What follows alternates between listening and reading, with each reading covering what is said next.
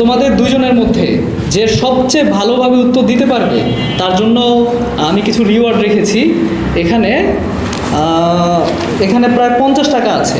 তোমাদের দুজনের মধ্যে যে সবচেয়ে সুন্দরভাবে উত্তর দিতে পারবে তাকে এই রিওয়ার্ডটা দেওয়া হবে। মুখস্থ করার ইংরেজি কি? মেমোরাইজ। মেমোরাইজ। আর মেমোরাইজ ছাড়াও আরও একটি টার্ম আছে যেটা দিয়ে মুখস্থ করা বোঝায়, সেটা কি Ramim?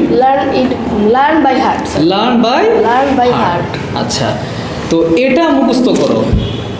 Memorise it or learn it by heart. Memorise it অথবা লার্ন ইট বাই হার্ট। আচ্ছা, মেমোরাইজ এই শব্দটি ব্যবহার করে এখন তোমাদেরকে কিছু কমন বাংলা বাক্য বলবো, তোমরা যেগুলোর ইংরেজি অনুবাদ করে দেবে। এবং তোমাদের দুজনের মধ্যে যে সবচেয়ে ভালোভাবে উত্তর দিতে পারবে তার জন্য আমি কিছু রিওয়ার্ড রেখেছি এখানে। এখানে প্রায় 50 টাকা আছে। তোমাদের দুজনের মধ্যে যে সবচেয়ে সুন্দরভাবে উত্তর দিতে পারবে তাকে এই রিওয়ার্ডটা দেওয়া হবে। Okay sir. Are you guys ready? জি sir. Let's start with Shaon. এটা কি মুখস্থ করতে হবে? আচ্ছা, তুমি এটা পারছো না। রামিম পারো? Do I have to memorise it? Do I have to memorise it, এটা কি মুখস্থ করতে হবে? এটাই। আবার বলো ইংলিশটা। Do I have to memorise it? Shaon, তুমি পারবে এবার?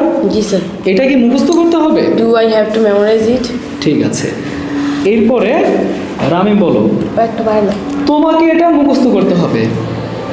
You have to memorise it. You have to memorise it. ঠিক আছে। শাওন, তোমাকে এটা মুখস্থ করতেই হবে। You must memorise it. হ্যাঁ, গুড। যদি আমরা বলি তোমাকে এটা মুখস্থ করতে হবে, তার ইংরেজি কি হবে? ইউ হ্যাভ টু মেমোরাইজ ইট। আর যদি বলি করতেই হবে, তোমাকে এটা মুখস্থ করতেই হবে, তখন হ্যাভ টু না বলে কি বলবা? মাস্ট বলবো। হ্যাঁ, ইউ মাস্ট মেমোরাইজ ইট। তোমাকে এটা মুখস্থ করতেই হবে। আচ্ছা, এবার কাকে জিজ্ঞেস করার পালা? আমার। আচ্ছা, বলো। আমি এটা এখনো মুখস্থ করিনি। I am yet to memorize it. Say it again. I am yet to memorize it. I am yet to memorize it. Good. আর এবার লাস্ট ওয়ান, শাওন। এক বসায় একটি রচনা মুখস্থ করা সহজ নয়। এক বসায় একটি রচনা মুখস্থ করা সহজ নয়। সেটা পারবো না। আমি পারি। কেন? এটা কি তোমার তো পারার কথা। আমি পারি। লাস্ট ক্লাসে তো আমরা এটা আলোচনা করেছি এই বিষয়টা। রামিম, তুমি বলো তো, এক বসায় একটি রচনা মুখস্থ করা সহজ নয়। Memorizing a composition in one sitting is not easy. Memorizing a composition in one sitting is not easy. হ্যাঁ, এক বসায় এই অংশটুকুর ইংরেজি কি হবে? এক বসায় once in one sitting. In one sitting. Excellent. আচ্ছা, আমাদের এখানে যেই আম্পায়াররা আছে, পর্যবেক্ষকরা আছে, তোমরা কি বলো আজকে কে উইনার হয়েছে? কাকে?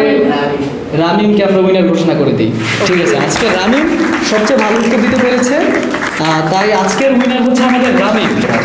তো রামিম, কে রিওয়ার্ড তোমার 50 টাকা রিওয়ার্ড। Thank you. ওকে।